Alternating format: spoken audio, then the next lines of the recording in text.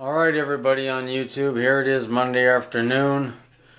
I had it filled up like this yesterday, and I ran the sump, I ran the return pump, and the return pump was overrunning a little bit. It was overrunning it well to where I would have to say if it was probably 500 or 600 gallons per hour overrunning it.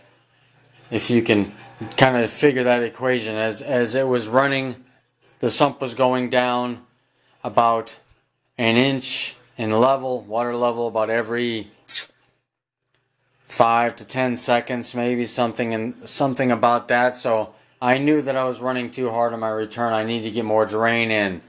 So what I did was, to give it a little resistance without putting any valves in place. Yeah, if you can hear a little bit of the sound, I'll shut up for a second. That is just backflow. When the power goes off, I've got it now. I went ahead, basically I cut my stockmans down an inch, just under an inch. I cut them shorter so the water level in the tank isn't going to be quite as high. Now it's right, the water level is right at the top of the glass, which is 1.5 inches above this, and it goes 3 inches below that. So I'm very happy with that. And the outlets, I went ahead and put a T in with 290s to add some a little water control. Basically what I wanted to do is, rather than choke it back with a valve, I wanted to do a little head pressure by giving it some more paths it had to follow to slow it down a little bit. And I think I made my stockmans about an inch shorter, and all 14 holes, I went ahead and I made them all bigger. They were wogged out 3/8. Well, what I did was I wogged 1/2 inch holes now. So after looking at it and figuring it out, I have 3,864 gallons per hour possible drain can go into it. And I've still got a little bit more than that coming out. So what I'm going to do now is I'm just going to put a ball valve in line. I shouldn't even have to use it for any type of shutting at all. Just the fact that it's in line should give me enough resistance now to where it's all going to level off. And I've got my backflow to where it goes 5 inches at the most in the sump. I don't have any concerns about flooding.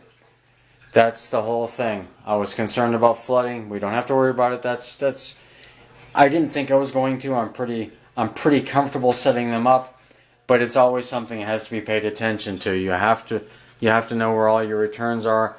All the water that's going to go back into that sump, you need to be aware of it before you ever leave it alone, or that's where you can run into some problems. And like I said, I did some work on the stockman, so I've got some white parts there I haven't painted yet because I wanted to test it before I went any further.